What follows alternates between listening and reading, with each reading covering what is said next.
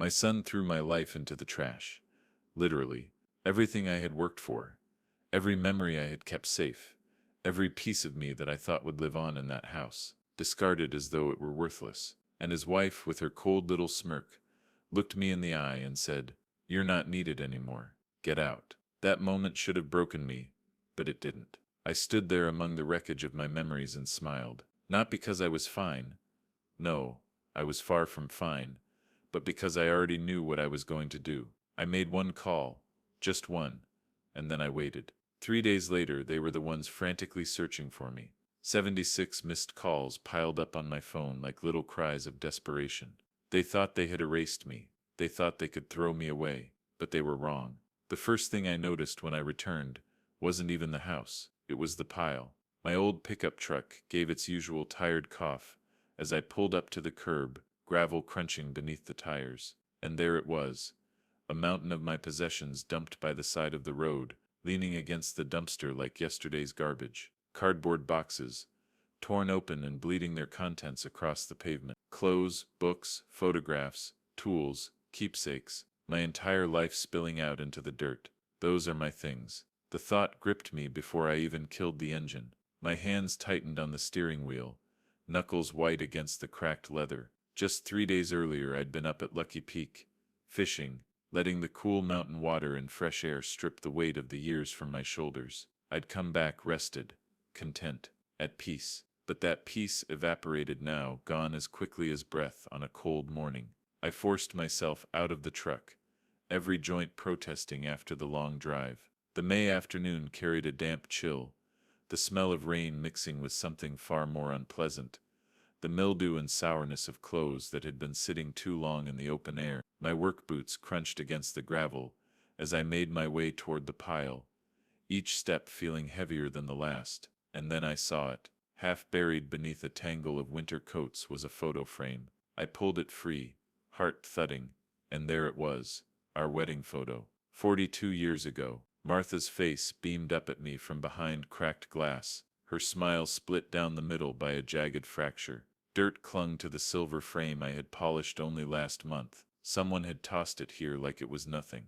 This has to be a mistake, I told myself. Some terrible mistake. But the evidence just kept piling up. My anniversary watch, the one Martha had worked 3 months of double shifts to buy me, lay face down in a shallow puddle, its crystal smashed, leather strap ruined. I lifted it with trembling fingers, water dripping down my knuckles. My fishing gear was strewn across the ground, tackle boxes split open, lures and sinkers mixing with old photographs and kitchen utensils. The rod I'd used for 20 years was snapped clean in half, its guides torn out like broken teeth. It wasn't just clutter, it wasn't just junk. Someone had deliberately taken my entire life, packed it into boxes, and thrown it onto the street. I picked up one of the soggy boxes and turned it over. The corners were ripped, the cardboard swollen from damp air, but the name written on the side still showed through. My name, written in Martha's careful handwriting from our last move.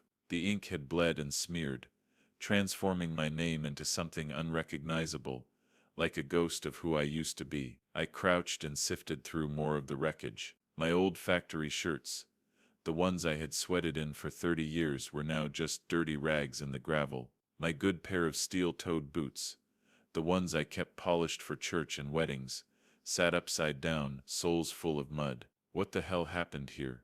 The question burned inside my chest. Around me the neighborhood seemed to shrink back. Windows dark, blinds closed, doors shut. Not a single neighbor came out. Not one voice rose to explain, to help, to acknowledge what had been done. The entire street felt silent, as if they were all holding their breath, waiting for me to vanish. My phone buzzed at my hip. For half a heartbeat, hope flared in me. Maybe it was my son, Floyd, calling to explain. Maybe the city had made a mistake, and they were reaching out to apologize. I yanked the phone out of my pocket, thumb shaking against the screen. It was nothing. Just a text from the bait shop, confirming my receipt from that morning.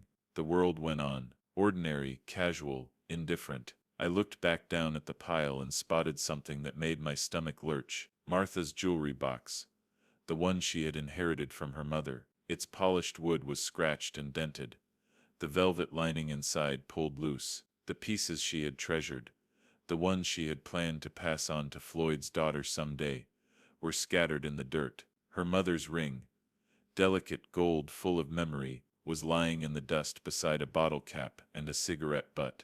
That's when it hit me. This wasn't random. This wasn't a mistake. Someone had deliberately chosen to rip my life apart, to desecrate the things I had spent decades preserving, to cast out 40 years of my marriage, of my family, of my work. I straightened up slowly, my back aching from crouching, and stared at the house. My house, or at least it used to be. Now it loomed over me, its windows dark, its walls silent, cold, unwelcoming. I needed answers. I walked toward the front door, stepping carefully over broken picture frames and soggy papers. Each footstep grew heavier, more deliberate, fueled not by fear but by something else, resolve. Someone was going to explain this. Someone was going to look me in the eye and tell me why. I slid my key into the lock, turned it, halfway, and then stopped. The lock wouldn't move. I tried again, twisting, pushing, forcing, like I had done thousands of times before, but it was useless. The lock wouldn't budge. They had changed it. My hand trembled on the key, as the truth settled into me like ice water. They had changed the locks on my house, my home, my entire life. I yanked the key out, and stared at it under the weak light of the porch, as though maybe it had transformed in my pocket. The scratches and grooves were all the same, familiar after so many years. It wasn't the key that was wrong, it was the lock. My chest tightened, rage and disbelief swirling together until I could barely breathe. My phone was still in my hand. I scrolled through my contacts, my thumb clumsy, heart pounding, searching for the name that I needed, and then I pressed call. The first call I made was to Floyd. My son. My blood. If anyone could explain this nightmare, it would be him. He would sort it out, calm Pamela, and fix whatever mistake had been made in my absence. My thumb hovered for a moment over his name on the screen, my pulse pounding before I pressed call. The phone rang once, twice, 3 times. Then it clicked. My heart leapt until I heard his voice, cheerful and detached, preserved in a recording. You've reached Floyd Riley. Leave a message, and I'll get back to you. Floyd, it's Dad, I said, my voice shaking despite my effort to sound calm. I just got back from fishing, and all my stuff is on the street. The locks are changed. What's going on? Call me back right away. I hung up, staring at the dark screen. Forcing down the bile in my throat, I scrolled further. Pamela was next. I never liked calling her. It always felt like crossing a minefield barefoot, but I had no choice. The line went straight to voicemail. Her voice was sharper, quicker, businesslike. You know what to do. I swallowed the bitterness that rose in me. I didn't leave a message. I didn't trust what I might say. Standing there on my own porch, key useless in my pocket, my entire life piled in the dirt behind me, I felt something cold begin to form in the pit of my stomach. This wasn't a mistake. It wasn't some emergency repair. Someone had planned this, had waited for me to leave town, and then erased me from the house I had called home for 15 years. The sun was sinking lower now, shadows growing longer across the street, stretching like dark fingers toward me. The spring air carried a chill that hadn't been there an hour before, or maybe it was just the cold spreading through my chest. If anyone knew what happened, it would be Simon, my neighbor, my friend, or so I had thought. The man had lived next door for 8 years, and in those years I'd learned that Simon noticed everything: which newspaper you picked up, which visitors stayed too long, what time you left for work. He had an eye like a hawk, and a memory to match. If anyone had seen what happened to my home, it would be him. I crossed the yard and climbed his porch steps. The wood groaned under my boots, loud in the silence of the neighborhood. I rapped on the door. 3 firm knocks that echoed down the empty street. Footsteps approached, cautious and measured. The door creaked open just enough for Simon's weathered face to appear, one eye peering at me from the gap. His gaze darted over my shoulder toward the pile of belongings strewn across the curb, then flicked back to me. Simon, I said, my voice tight. Do you know what happened here? All my stuff is on the street, and I can't get into my house. His expression shifted, unease settling in like a mask he couldn't quite adjust. Sorry, Otis, he muttered, eyes slipping away from mine. I haven't noticed anything unusual. Maybe some kind of mistake. A mistake. My hand gestured toward the heap of my life spilling across the gravel. That's 40 years of memories sitting in the dirt. Someone changed the locks while I was gone. You had to have seen something. Simon's gaze flickered away, landing on something behind me. Anything to avoid my eyes. I've been busy with my garden. Didn't really pay attention to what was happening over there. The lie hung between us, sour and heavy. I knew Simon. The man had been retired for 6 years. He spent his days posted at his front window like a guard, watching the world pass. He had seen everything, probably from the first box to the last, and yet he was pretending blindness now. If you need somewhere to make phone calls or wait for your family, he began almost too quickly. You're welcome to come inside. Thanks. But I'll manage, I said flatly.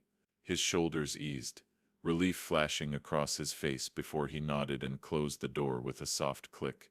The sound echoed louder than it should have. That door, shutting me out, told me all I needed to know. Even Simon was cutting me loose. The man who had borrowed my tools, shared beers with me on summer evenings, laughed with me over backyard fences. He wasn't going to help. Whatever had happened here, it seemed the whole neighborhood either knew or didn't want to get involved. And either way, I was alone. I trudged back to the pile, each step heavier than the last. The sight of it hit me fresh, more pathetic in the fading light than it had been when I first arrived. It looked less like belongings now, more like the remains of a life torn apart. I dug out an old lawn chair from the debris, aluminum frame bent but still usable, and set it up beside the largest box. My phone sat heavy in my palm, screen blank. No new messages, no returned calls. I tried Floyd again, straight to voicemail. Pamela too, no ring, just the empty recording. This wasn't bad signal or a dead battery. They were ignoring me, cutting me out on purpose. The street began to stir as dinner time came. Lights flicked on behind curtains. Garage doors rumbled open and shut. Families gathered around tables. Yet not one person stopped to ask what had happened. Not one voice called out to check on me. An old man sitting among garbage bags filled with the remnants of his life, and nobody blinked. They all knew something. Something I didn't. I pulled my jacket tighter around my shoulders, settling deeper into the chair. Patience. That was one thing I had. I'd learned it in 65 years of life, and I'd mastered it in 30 years at the factory. If nothing else, I could wait. They'd have to come home eventually, and when they did, I'd get my answers. The sky deepened to purple at the edges, streetlights flickering awake one by one. I checked my phone again. Still nothing, but I wasn't going anywhere. 4 hours bled by, slow and merciless. I sorted through what I could, pulling salvageable pieces from the ruin. Some clothes could be washed. Some books had only gotten damp, but others were beyond repair. The anniversary watch was gone for good, its face clouded with moisture, hands frozen forever at 2:17. Casualties of their betrayal. Headlights suddenly swept across the pile, bathing it in white light, harsh and accusatory, like a crime scene exposed. My heart lurched. A Honda Civic rolled up the drive, tires crunching, and parked. Pamela's Civic. I pushed myself up from the lawn chair, my joints stiff and screaming from the cold. Relief flooded through me, despite everything. Finally, someone who could explain this madness. The passenger door opened. Floyd climbed out slowly, moving with a heaviness that made him look older than his 42 years. His shoulders slumped, his hands buried deep in his pockets. Pamela emerged from the driver's side, brisk as ever, not a hair out of place. Her blonde hair gleamed under the streetlight, her posture sharp and purposeful. She pulled grocery bags from the trunk, each movement sharp, impatient, angry. Floyd, Pamela. Thank God you're here. My voice cracked as I stepped forward, gesturing helplessly at the scattered remnants of my life. What happened? Why are my things on the street? I can't get into the house. The locks are changed. Someone needs to explain this to me. Pamela didn't even slow. She walked straight past me as though I was a ghost, hauling grocery bags like I was just another obstacle in her path. Finally, she turned, her eyes cutting into me like shards of ice. Because you're no longer needed here, Otis. The words slammed into me, physical, crushing. I actually staggered back, blinking at her in disbelief. What do you mean not needed? This is my home. I live here. Lived, she snapped, slamming the trunk shut with a violent finality. Past tense. The mortgage is paid off now. Your job is done. Take your junk and get out. My job. The phrase burned in my ears. Pamela, I don't understand what you're talking about.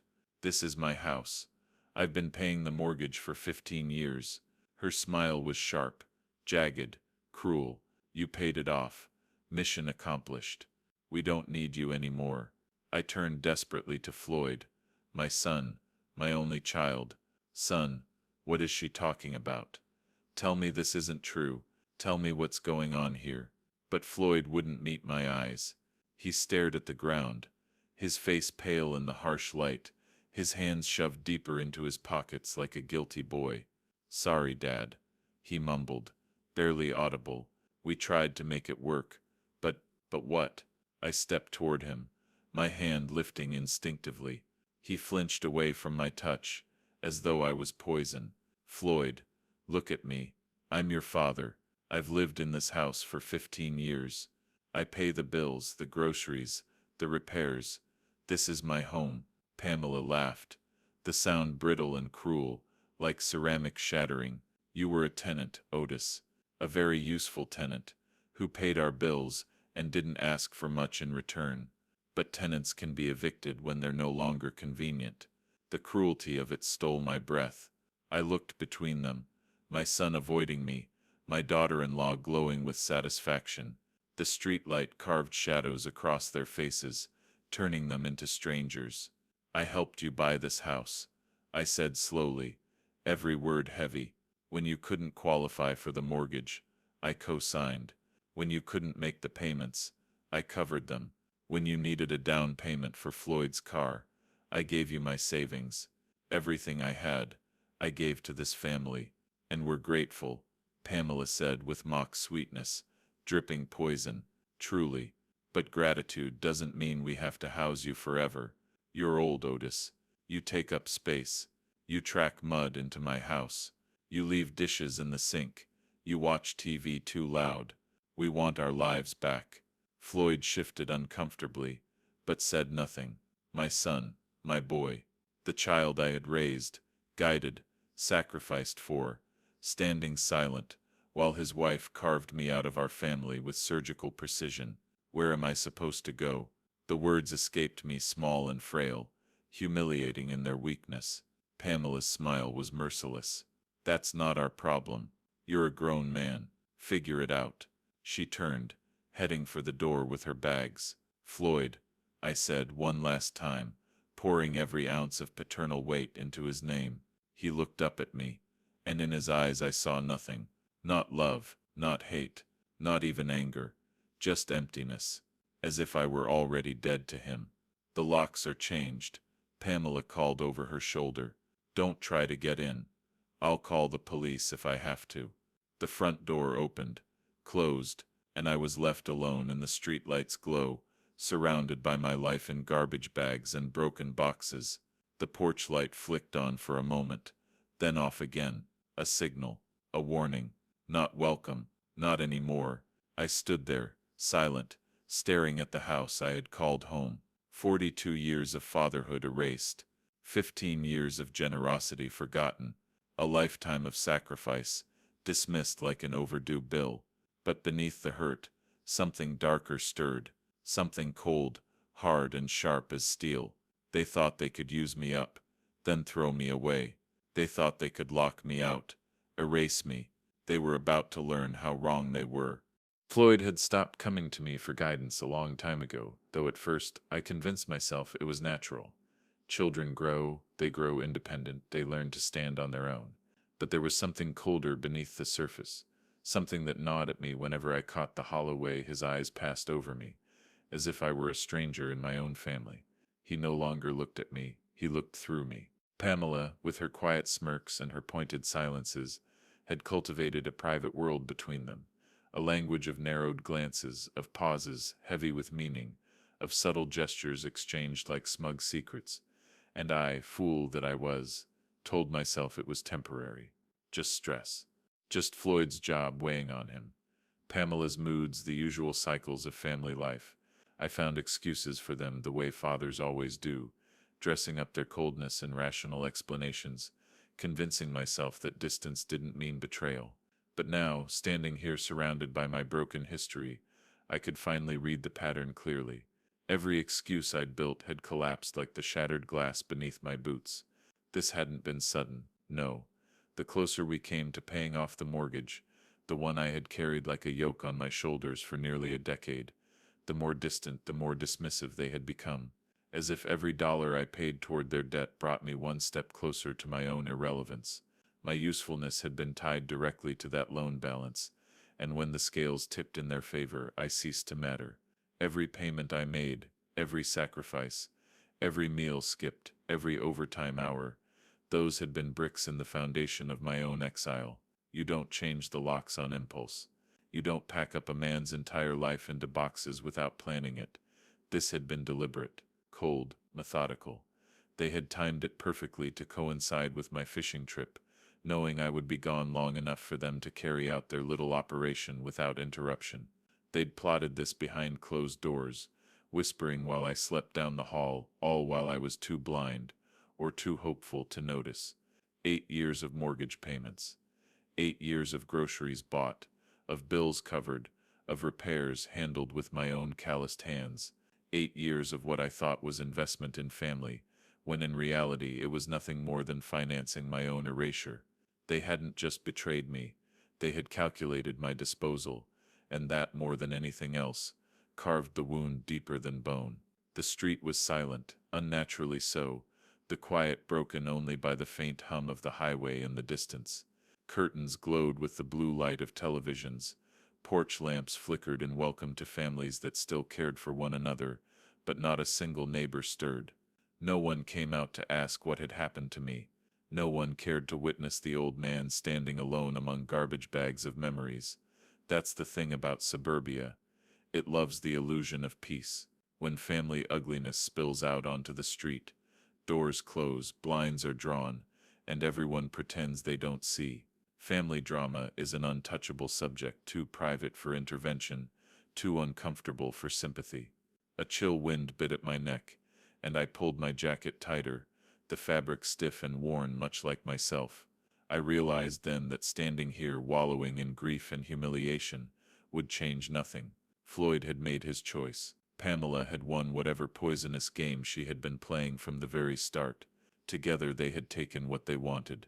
My labor, my devotion, my blind trust, and discarded the rest. But in their triumph they had made a single fatal mistake. They thought me powerless. They believed I would vanish into the shadows, a burden shuffled quietly into the cracks of the system, another forgotten parent swallowed by the machinery of social assistance. They had treated me like I was already dead, and that was where they were wrong. I turned from the locked door and walked back toward the heap of possessions, my steps steady now, my purpose hardening with each crunch of gravel beneath my boots. The pile no longer looked like garbage. It looked like evidence, evidence of their cruelty, of their callous disregard, of their miscalculation. I approached my belongings with the trained eye of a factory man, the same mindset that had carried me through 40 years of hard labor. Assess, sort, salvage, rebuild.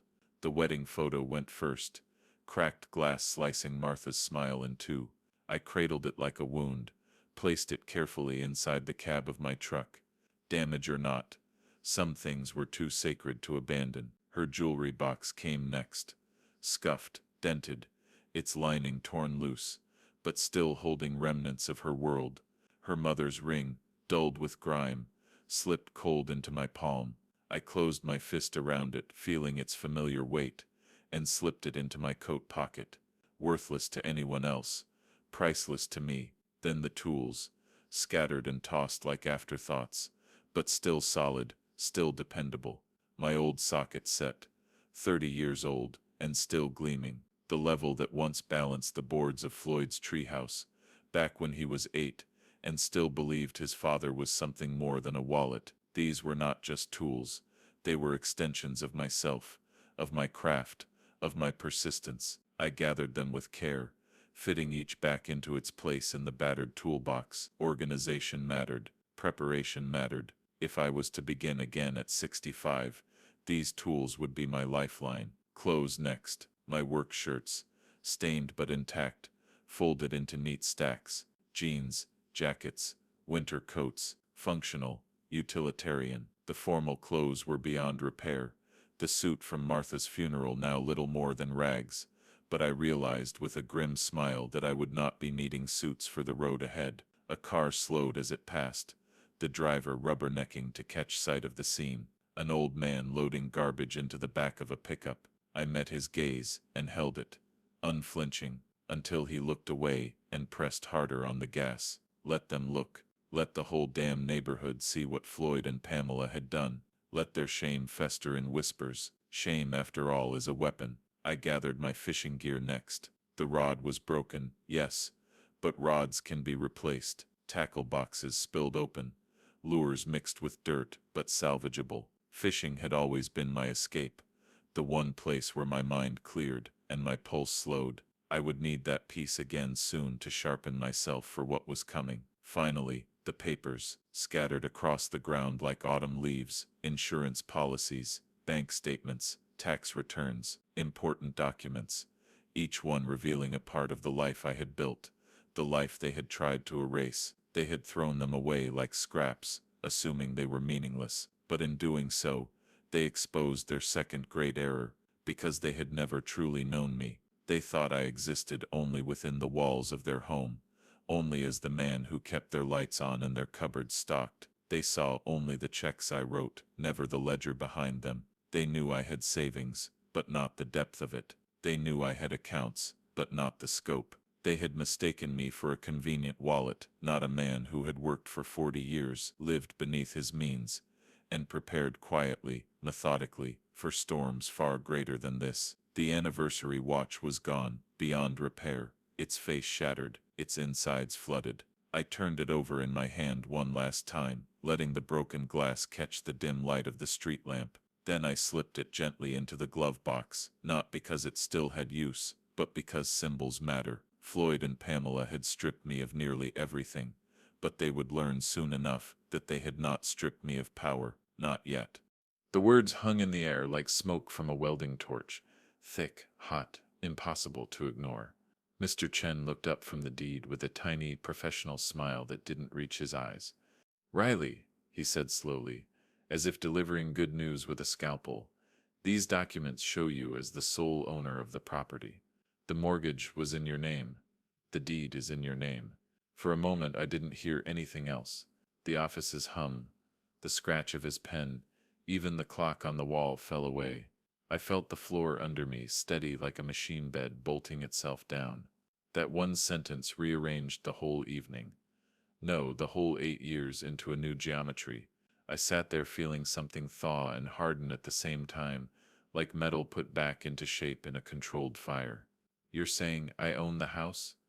My voice sounded absurdly small in the neat room.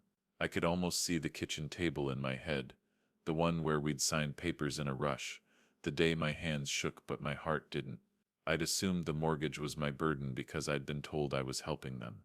I'd assumed loyalty and family meant trust without asking what was written on the dotted line. Enough assumptions to fill a landfill. Chen flipped a page, the corner of the paper whispering, "Yes, the mortgage was recorded under your name. There are copies of the payments, your checks. The title companies process these things. If you paid the mortgage and your name's on the deed, then legally you're the owner. They've changed the locks and turned you out, but on paper you're the property owner." He let the words sit there like a loaded tool. "We can act, immediately." That last part, immediately, felt like a new heartbeat. I tasted air that wasn't just fear anymore, it was readiness. All those small, humiliating hours on the curb, the insults, the way Floyd had looked at me like I was inconvenient furniture, they began to feel less like the end of something, and more like the raw materials for what came next. Chen outlined options with methodical calm: a demand letter to be hand-delivered, an emergency court filing for possession, documentation to take to the sheriff. I listened, approving the cadence of his legalese without letting it define my strategy. There would be no yelling, no breaking down on someone's stoop. That wasn't me. There would be leverage, paper that mattered, and the slow, efficient application of rules that didn't care about apologies or familial excuses. Do whatever it takes, I said finally. My voice was steady. Start now. He nodded, already moving. Phone calls, clock watching, filling out forms with that repeated, disciplined motion that reminded me of the way I'd once tightened bolts until they didn't rattle anymore. As he worked, he asked me questions. When did I sign? When did payments begin? Did I have copies of the canceled checks? I reached into the manila folder on my lap and spread the papers, my ledgering habit finally paying off.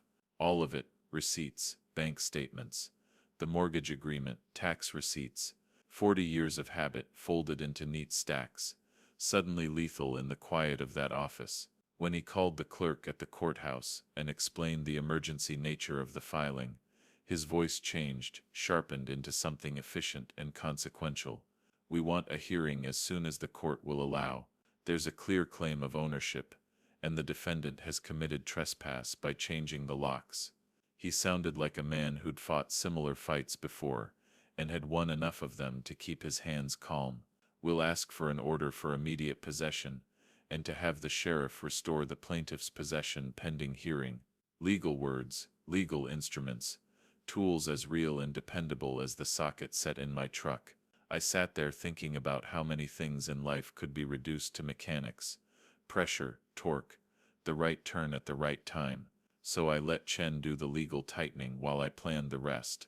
The law would move in its measured pace. Patience had always been my ally, but he also needed an image, an opening blow that would confuse them long enough for the paperwork to land. Paperwork landed harder when people realized it carried the weight of the world behind it. By the time we left, Chen had my signature on more forms than I could count, and a Saturday hearing penciled in, urgent but possible. He handed me a copy of the proposed petition and a card with his number. Don't confront them while this is pending, he warned. Let us handle the delivery of notices. If they try anything, call me. I nodded, the old urge to argue scraping my throat. Don't show your hand. Let them make the mistakes. Outside the building, the Boise morning had a silver quality that made everything look sharper. I climbed into the truck and let the engine settle into a familiar rumble. For the first time since I saw my wedding picture under muddy coats, I felt an odd, almost giddy calm. The world had shifted from what did they do to me to what can I make happen, step by step. The plan was simple sounding but required patience. Recover legal possession, procure sheriff's assistance, make sure the neighbors saw the truth when the paperwork was served. Shame and exposure had a way of doing damage more potent than a broken watch. The motel clerk gave me a nod when I stopped back to pick up what I'd left. Everything set? He asked. I smiled, a little wry. More than you know. I packed the last of the boxes, Martha's ring heavy and warm in my pocket, and placed the cracked wedding photo where I could see it. She was a quiet, steady presence in that little room, and I murmured to her the way men speak to photos when the house is empty and the mind is busy. We'll make this right, I promised. Back in the truck, driving past the neat brick facades and trimmed lawns, I watched my house grow nearer and then pass. There was a hunger in me now that had nothing to do with food. It was the slow, controlled hunger of someone who's been wronged and knows how to marshal the small legal gears that can grind a bully down. I pictured Floyd opening the mail and finding demand letters, the way his face would change when he realized the checks had been in my name all along. I pictured Pamela's precise, perfect face paling as she read a court order telling her she had no right to lock me out. I imagined neighbors peeking through blinds and lowering their eyes when I walked up the lawn with a sheriff at my back. public accountability hurt more than private apologies. I remembered Simon's shuttered window and the way he'd lied to me. Let him measure his loyalty then. Revenge, I reminded myself, isn't always fireworks and dramatic speeches. Sometimes it's the steady application of rules, the slow, inevitable tightening until the knot gives. Sometimes it's patience and paperwork, the grinding of small legal gears. I'd learned my craft in a factory. Find the weak link, apply controlled force, don't rush the process. That's how you reverse a thing that's been done in secret. The truck crawled through the neighborhood, and I let my gaze rest on the house, my house, now a stage for something bigger than hurt. I imagined signs and court personnel, neighbors dialing cell phones, Pamela's smugness eaten away by the knowledge that she'd misjudged me. I thought of Martha and how she'd never have stood for this garbage. We'd set the machine to work, and soon the law would pronounce what my stubborn heart had known all along. You can throw a man's life into the street, but you can't erase what's written in ink and blood. As I pulled away, I didn't feel triumphant yet. Triumph comes after the work is done, but I felt the first clear light of justice flicker on the horizon. The rest Chen and the courts would handle. I had a role to play too. Patience, preparation, a careful display of dignity that would sting harder than any upbraiding. Revenge was no longer a private fantasy. It was a plan with maps and dates and the slow machinery of the law behind it, and when it moved, it would move like a thing that had been built to last. I leaned forward in my chair, gripping the edge of Robert Chen's desk as if anchoring myself to reality while he laid out the facts. "What about the mortgage?" I asked, almost whispering, the weight of disbelief pressing down on my chest. "Floyd and Pamela live there. They told me I was helping them buy their house. That's what they said for 8 years. Chen adjusted his glasses, his tone professional but edged with finality. "The mortgage was issued in your name only. You're the borrower, the sole applicant, the only party responsible. You qualified for the loan. You've made all the payments. And the property tax records list you as the owner of record. Mr. Riley, your son and daughter-in-law have no legal claim whatsoever to the house." He turned the deed toward me, tapping a finger against the ink that carried my name in every field that mattered. Borrower, owner, responsible party. Floyd's name was nowhere. Pamela's even less so. But, my voice cracked before I steadied it, they live there. They've treated it as their home for 8 years. Chen met my eyes with cool assurance. Living in a property does not establish ownership. At best, they could be considered tenants. But I see no lease agreement in these files. Legally, you have every right to reclaim your property and evict unauthorized occupants. For a moment, I couldn't breathe. Then the satisfaction began, slow, spreading from my chest like the glow of whiskey on an empty stomach. 8 long years of being treated like a burden. 8 years of listening to Pamela's sighs and Floyd's silences, their subtle cuts wrapped in polite words. 8 years of paying the bills while they pretended I was a charity case. And all that time, they had been squatting in my house. My voice came out steady despite the fire in my blood. "What are my options?" "You could demand they vacate immediately," Chen said, ticking the options off like items on a grocery list. "You could file for eviction through the courts, or you could sell the property outright and force them to relocate. As the legal owner, you have leverage, considerable leverage." Leverage, that word crackled in the air like a live wire. "And the mortgage?" I asked. "Completely satisfied," Chen replied. "As of last month, the property is yours free and clear. Based on market analysis, its value is roughly $400,000 in today's market." 400,000. My laugh almost escaped, but I bit it back, the irony twisting inside me like a knife. I had been groveling for scraps in my own $400,000 home, grateful for the privilege of sitting at their table while I paid their bills. I leaned back, staring at the documents as though they were relics of a religion I had once believed in. But they weren't faith, they were fact. Cold, irrefutable fact. "I'll need copies of everything that proves ownership," I said, my voice clipped with purpose, "and a recommendation for a reliable realtor." Chen moved with brisk efficiency, making copies, summarizing legal protections, and laying out next steps. By the time I left, I carried a manila envelope that transformed me from a discarded old man into a rightful property owner with every weapon I needed. The spring air outside felt different, warmer, brighter, electric with possibility. I wasn't a refugee dragging garbage bags out of his son's house anymore. I wasn't some old fool left behind. I was a man with proof, with leverage, with the law itself on his side. And Floyd and Pamela, they were about to learn the difference between charity and ownership. They discovered it sooner than I expected. By Tuesday, my phone in Cancun blew up. Missed calls, frantic voicemails, texts piling up like a frantic chorus. But I was on the balcony watching the ocean do what it does best. Erase the day and begin again. Let them panic. I wanted to feel the luxury of not answering, of letting consequence arrive without me having to hand it over in person. The messages changed tone as the hours rolled on, angry, then frantic, then pleading. Floyd's voice tightened at first, barking for answers. Later it broke as he begged. Pamela tried every tone she'd ever used on other people, commanding, then coaxing, then finally pleading like a child. Sandra Walsh's texts sat like cold professional knives in that mess. Excellent showing. Young couple very interested. Could close quickly. Perfect. New owners who would appreciate the house instead of treating it like a charity case. The resort was everything I needed. Anonymous, warm and indifferent to their drama. I drank too many margaritas, read novels I hadn't finished in years, and let the sun do what the ocean did, wash me clean of the small humiliations.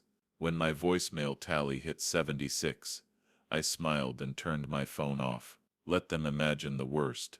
Let them learn what it felt like to be the ones left in uncertainty. 3 weeks later I stepped off a plane into a Boise that felt almost foreign, warmer, brighter, as if the city itself had forgiven me for the theft of my dignity. I pulled my suitcase from the taxi and almost laughed at the sight of them. Floyd and Pamela, stumbling toward me across the parking lot like people who'd been robbed by their own bad decisions. Time and stress had worn them down.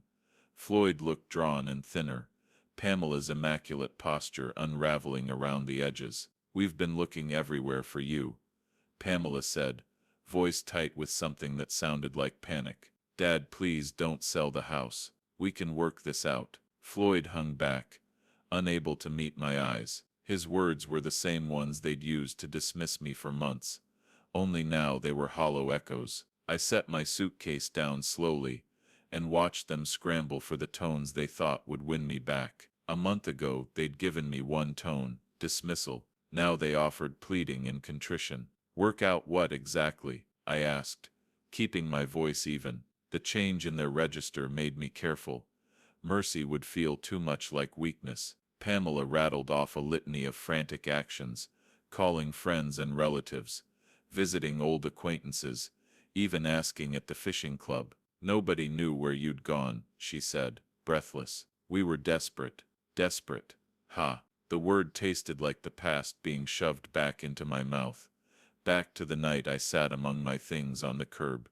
To the way she'd said, "You're not needed anymore." The symmetry was almost poetic. Their desperation now, my humiliation then. Floyd finally managed the admission I'd been waiting for, and it was pitiful in its smallness. "Dad, we made a mistake," he said, voice raw. "Maybe we were too quick, too." His apology trailed off like the echo of something that used to mean a lot. "Too quick," I snapped, the edge in my tone surprising even me. "You did more than act quick, Floyd. You threw my life out like trash. You changed the locks. You told me to disappear. And today you're surprised that I followed your advice." The truth landed between us, heavy and simple. They'd told me I wasn't needed. I'd simply accepted the direction they gave me, but on my own terms. Pamela shifted tactics, that practiced persuasive cadence I'd heard her use against indifferent clerks and service reps. "Otis, you're hurting us to hurt us. This is revenge, not justice." Revenge. I almost laughed then. A short sound with no warmth. "Pamela, I am selling my property, the one I own, the one I paid for." How is restoring what's mine revenge? For 8 years you treated me like a convenience. You acted like possession granted you rights. You mistook my absence for weakness. That was your mistake. They followed me as I walked toward the apartment entrance, pleading footsteps behind my measured stride. Dad, we're family, Floyd said, the word cracking on his tongue. I stopped and turned to face him, the streetlight outlining the lines in my face. Family, I echoed. A month ago you stood there and let your wife tell me to leave. You watched as she packed my things into trash bags and didn't lift a hand. You chose her over me, Floyd. The sentence hung between us, and in that pause everything that had been patient and hidden unspooled into clear daylight. They chose their consequences. I let them live with the choice. That was your decision to make. I told them, my voice steady as I walked away. You made it. Pamela's panic rose like a wave. We can pay rent, she pleaded, the desperation making her words thin and sharp. Whatever the new owners want. That's between you and them, I answered without turning. If they want tenants, I'll give them your number. The apartment lobby felt like sanctuary, not because it was grand or warm, but because it was mine, chosen and paid for with my own money. It was temporary, yes, but it was shelter that carried no strings of guilt or obligation. I unpacked quietly, folding shirts that smelled faintly of ocean and sunlight, arranging Martha's jewelry box and the cracked wedding photo where I could see them. Those small rituals steadied me. They reminded me I wasn't a man who was merely surviving. I was a man rebuilding on his own terms. They trailed me up the stairs, their voices a frantic duet behind the chain on my door. The sale closes tomorrow, I said through the gap. You have 1 week to pack and vacate. After that, talk to the new owners about housing. Floyd's voice broke as he tried to claw back what he'd thrown away. Dad, we're family. I opened the door wide enough for them to see my face. Family? I repeated, letting the single word do the work I didn't need to. A month ago you watched your wife toss my life into the street and change the locks on my house. You said I wasn't needed. You chose her. Pamela launched into the practiced flattery that used to smooth over awkward store counters and rude clerks. We can pay rent, she begged again. We have steady income. That's not my concern. My voice was cool now, collected, precise. You had 8 years to show gratitude. 8 years to treat me like family, not an ATM. I'm done fixing what you broke. I closed the door, and the soft click felt like a verdict. Their last pleas faded in the hallway. On Tuesday morning I signed the papers to transfer the house to David and Jennifer Morrison, a newly married couple who were all the things my son and daughter-in-law were not: thankful, eager, responsible. Jennifer's smile when she thanked me made the transaction feel less like revenge and more like restoration. You reminded me why houses exist, I told them as we completed the paperwork. They're for families who want to build something together. The check, $395,000, felt surprisingly like loose change in the weight of what it represented. 40 years of work, 8 years of unpaid gratitude, and the end of an era where my loyalty was used as leverage. Sandra Walsh handled the sale with the efficiency of someone who'd seen bad family stories before. They take possession Friday morning, she said. I assume the current occupants will be ready to move. I nodded and meant it. Once the new owners moved in, the responsibility for Floyd and Pamela's housing became someone else's problem. I boxed up the essentials, signed off my downtown lease, and left the rest: diner table clutter, the recliner, the dresser Martha refinished, to charity. Martha would have liked the simplicity. Friday morning I drove north, radio soft with country songs that felt like old friends. The highway pulled me away mile by mile, the city shrinking in my rear view like a bad photograph. I was headed for Curdane, a lake, some mountains, neighbors chosen by preference instead of blood. The idea of living where people appreciated you for who you were rather than what you could pay for felt like breathing for the first time after a long dive. They'll figure it out, I thought. Floyd and Pamela. Maybe the Morrisons will rent to them. Maybe they'll find another place. Maybe they won't. Either way, the safety net they'd taken for granted for 8 years was gone. Justice isn't about cruelty. It's about consequences. They taught me that family is conditional, that gratitude can expire, that love can be tossed aside when inconvenient. I learned their lesson, and then I used it. The highway unfurled ahead like a promise. Each mile took me further from resentment and closer to choice. I put my foot down and felt the truck respond.